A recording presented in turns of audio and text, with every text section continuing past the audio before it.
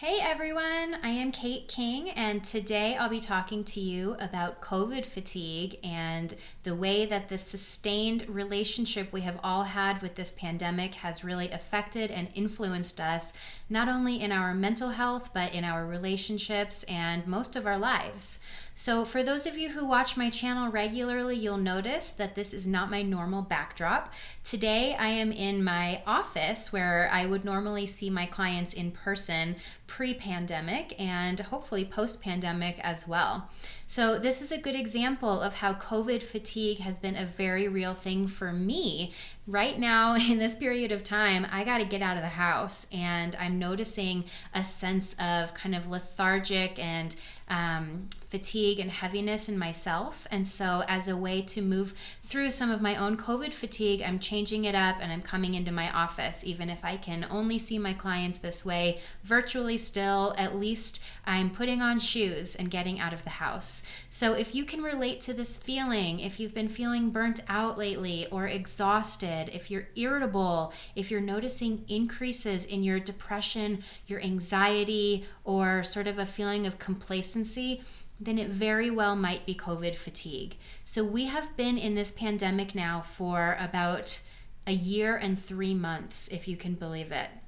And during this time, I think all of our nervous systems have just been washed through with stress hormones and fear and uncertainty and isolation. And no matter who you are, whether you're wealthy or poor or any race or any gender or in any country in the world, we have all been touched by this pandemic in some way, and it's been really hard. It's been a year. So today I just want to give you some resources, and I want to help you out with understanding what COVID fatigue feels like and how to support yourself. So in case you can't stay for the whole video, I'm just going to start this video out with the resources that I would normally include at the end. So I'd like to share 2 great podcasts and a book that talk about the implications of the COVID-19 pandemic in our systems and in our communities. So the first one is the podcast On Being by Krista Tippett. And in this podcast, she interviews Christine Runyan, who is just a really incredible speaker, and she talks about the effects of this pandemic on our nervous systems and how being sort of amped up in a survival mode for such a long period of time can really affect our nervous systems and lead to a feeling of severe burnout and feeling really under-resourced. So this is a really validating podcast that just talks about the real experience of exhaustion and of burnout psychologically and also physically. I really recommend it. It's a great one. Another podcast that I really like is on the Being Well podcast, and it's an interview with Dr. Jennifer Ashton, and she is the medical doctor who represents the ABC News Network. And so a lot of the information she gets is directly from Dr. Anthony Fauci. She's in direct contact with the Surgeon General, with the CDC. So she is really sort of front and foremost in the way that she gets her information. And in fact, in this interview, she talks about how important it is that we be getting our information from a reputable source. As I'm sure you know, there have been conspiracies of all kinds and fears and fake news. So it's really important when we're learning about our safety and the pandemic that we be getting our news from a place where it's really true. So I really appreciated this podcast. It brought a lot of things into clarity for me, and it really helped to sort of talk about the vaccine and how it's available, how it's safe for us, and it would be a really healthy choice for us all to be vaccinated if you're in a strong medical place to do so. So Dr. Jennifer Ashton also has a really incredible book that I would love to recommend to you. It's called The New Normal. And in her book, she talks about sort of the doctor's perspective of how to sort of emerge and come through this pandemic period and create a normalcy for ourselves, for our bodies, and for our communities on the large scale. So this pandemic is no longer new, and it's really not normal. And so knowing that we have to come through this experience and we have to make meaning of it and come out the other side, it can be really overwhelming and daunting. And so Dr. Ashton talks about this in her book, and there are also a lot of really other wonderful pieces to her book that I think you'll really like a lot, and it'll help you to re-enter your world and kind of re-emerge from this pandemic. So those are the resources that I want to share with you today. I also just want to talk a little bit more about what COVID fatigue looks like. So basically, this is a feeling of just complete and utter exhaustion and overstimulation to having a long-term relationship with this pandemic, which is ultimately really draining on our nervous systems by creating a long-term sense of fight or flight or freeze within us. So our bodies are essentially being told over and over every day that we're not safe and that we don't know if we're going to be safe anytime soon. And that's a lot for a human system to take. So this can manifest in people as increases in suicidal thinking, increases in substance abuse, huge spike in anxiety and depression going on in our world right now, and a lot more mental illnesses are starting to come online.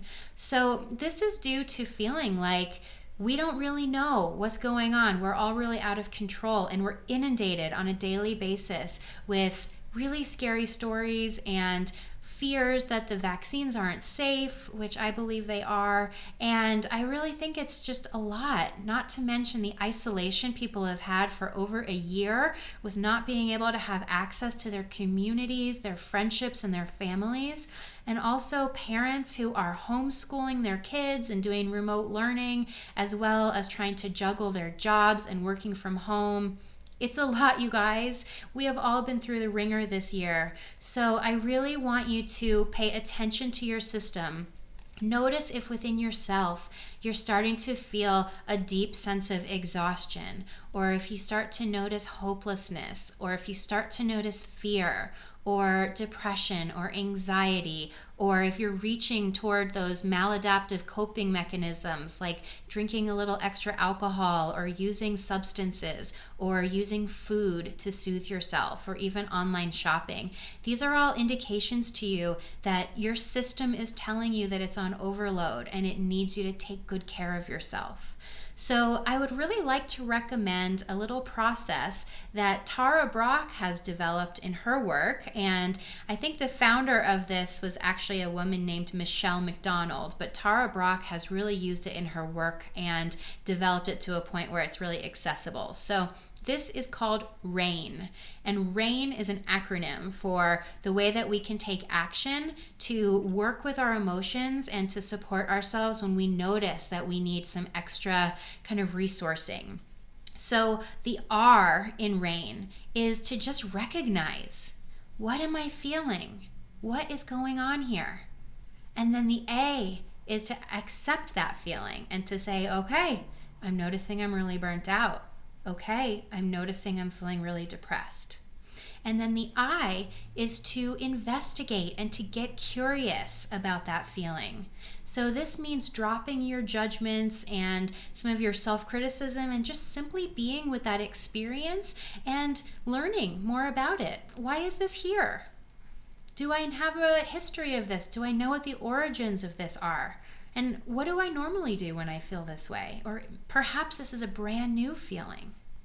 And then N is nourishing yourself with all of the awareness of what's going on in your system, the curiosity. Nourishing yourself is where you plug in the resources and the self-care. So that might look like going for a walk, getting some fresh air. It might look like journaling or having a supportive phone call with a loved one.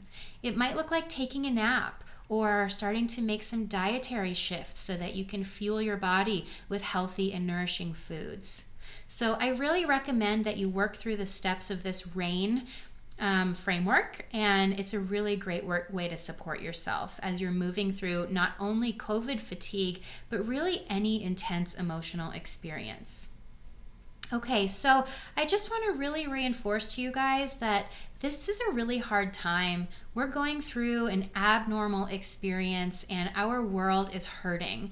And I think a lot of us feel like we're sort of hollowed out on the inside. Maybe we've been keeping a strong face, we look okay from the outside, but a cold breeze could really blow us over. So if you're starting to have this experience of feeling under-resourced or hollowed out or lacking in support or really burnt out, I really encourage you to take care of yourself, to buckle down and treat yourself as you would treat your dearest love by attending to the needs that you have in the moment and by really listening when your system says that it's burnt out.